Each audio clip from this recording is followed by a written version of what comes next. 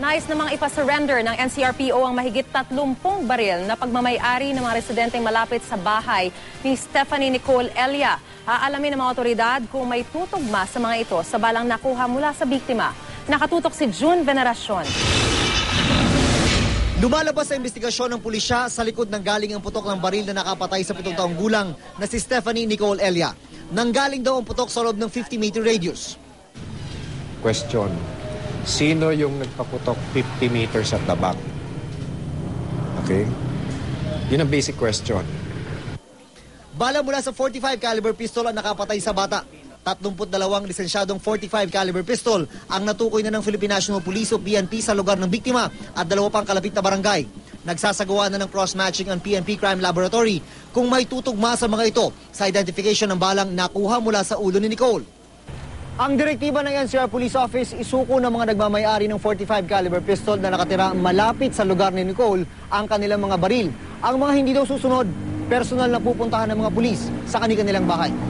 I'll direct everybody to do that. Inspection lang. Para makita natin kung wala kang tinatago, bakit mo itatago. Pero sir, yung may mga gun owner, papasyalan na ang mga kapulisan dyan para inform, asa na ba itong baril na to na lisensyado? Gagawin namin, iisa-isahin namin, babahay-bahay namin. May isa pang natuklasan ng mga investigador. Mukhang gawa pa raw sa Amerika ang baril na nakapatay kay Nicole base sa markang naiwan sa tingga ng balang nakuha mula sa biktima. Yung nakuha kay Nicole na slug, rotated counterclockwise or to the left. Okay. So in other words, that is telling to the type of firearm that was used.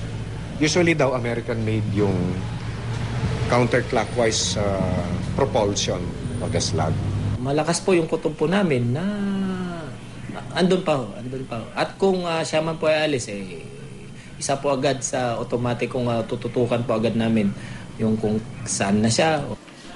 Tumaas na sa 300,000 piso ang alok na pabuya sa makakapagturo sa suspect sa pagkamatay ni Nicole. Nakako kasi ang Valenzuela City Government ng karagdagang 100,000 piso sa reward na unang idalok ng Caloocan City. Sa takbo ng investigasyon ngayon, meron naman tayong patutunguhan. So, although medyo extraordinary case ito. Hindi man imposibleng malutas, pero aminado ang PNP na mabigat na hamon sa kanila ang kaso ni Nicole. Sa ganitong kaso, napaka-importante raw ang makakuha ng testigo. June Veneracion, Nakatutok, 24 Oras.